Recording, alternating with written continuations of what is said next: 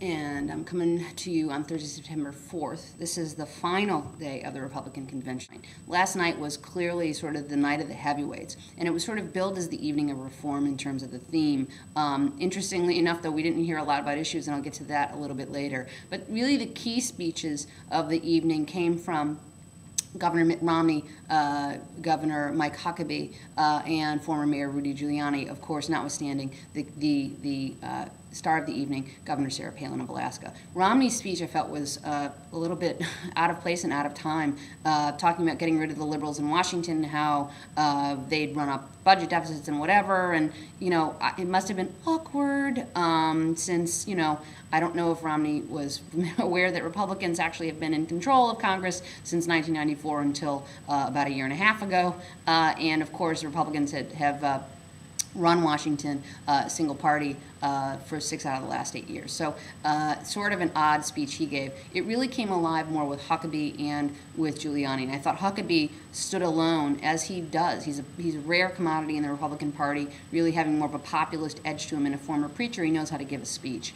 And I thought Huckabee was one of the few who really tried to sort of do the feel your pain moment and talk about how he understood people were hurting, and he also can, can put a dagger in you with a smile very, very effectively, and I think he did that a couple of times as he led into it. Rudy Giuliani was, of course, the scheduled keynoter for Tuesday. That didn't happen because of the scrambled schedule for the Republicans, and so last night he gave the keynote, which was just prior to Governor Palin, and if you contrast what Giuliani did as keynote versus Mark Warner of Virginia, Warner gave a much more sort of pedestrian speech and frankly not as exciting, but the keynote is really intended to sort of help talk about and shape what a party stands for and where they're going to take the country in a vision, and to provide that overview. Warner did that, I think, very effectively, talked about solutions, talked about how Democrats govern, how he had governed as governor of Virginia. Giuliani, there was really none of that.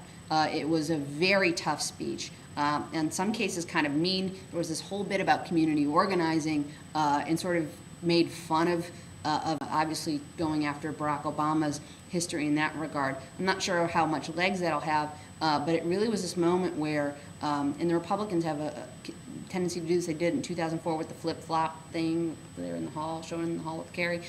So we'll see how that plays going forward, but it was a tough speech, and he also, of course, laid the groundwork, as did all the other speakers in the evening, about Sarah Palin and how great she was, and sort of leading up to that. So Governor Palin, definitely the highlight of the evening. The hall was electric, for those of you who saw it. They loved her, and she did give a very good speech. Her sort of coming out party. The first part was really about bio, and she did, I think, a great job of sort of just explaining her history, where she came from, her family, her parents were in the house, all that was there. And then she just went after Barack Obama and Joe Biden, and mostly not by name, which was clearly very deliberate and very, I thought, an interesting piece of it. But she really lashed into them. She lashed into them as Washington elite, went after the media, which clearly is a preemptive move to try to tamp down some of the vetting that's happening right now, and tried to connect herself with what folks were doing by way of explaining herself as a reformer.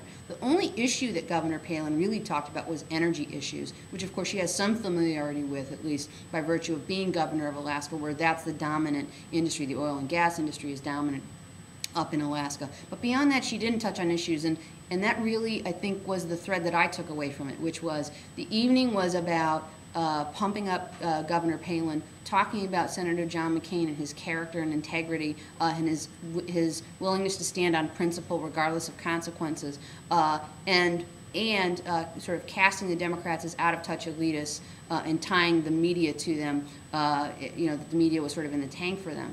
Well, what I did not hear all night was anything resembling any ideas besides Drill Baby Drill, which was honestly a little freaky, and I had visions of sort of zombies who, instead of feasting on brains, feast on crude petroleum, but maybe that was just me. So it's interesting to see how this race is shaping up, and we'll talk a little bit more about it in our analysis tomorrow after Senator McCain's had a chance to talk.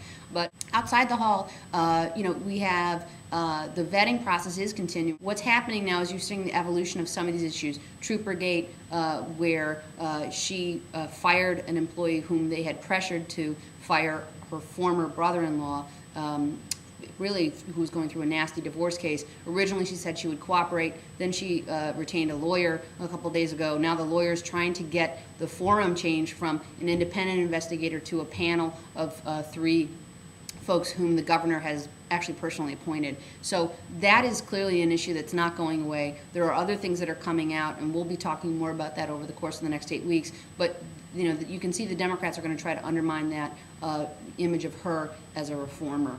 Tonight is the final night, as we mentioned.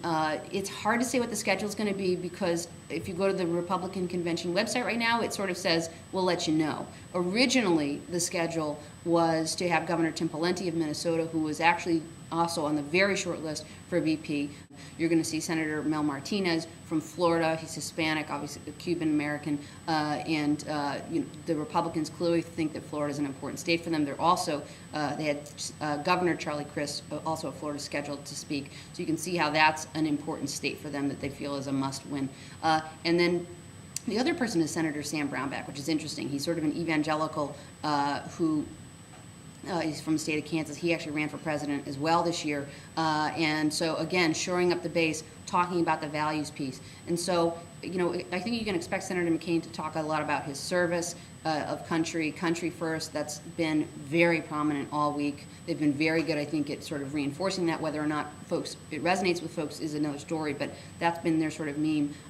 So we'll be talking a lot about his service and a lot about his maverick status, and that's where they are headed. So it's who's going to get the change mantle, the genuine change mantle, and who can implement that. And that's, I think, what this election is sort of turning into. We are going to look forward to your comments, feedback. Keep it coming. It's been fantastic. We've really appreciated folks mixing it up and telling us what they think. And we will see you tomorrow. I'm hoping we'll be able to rig up a little conference call doohickey with our blogger Catherine and sort of get reactions and thoughts. And of course, we'll welcome yours as well. So have a great Thursday.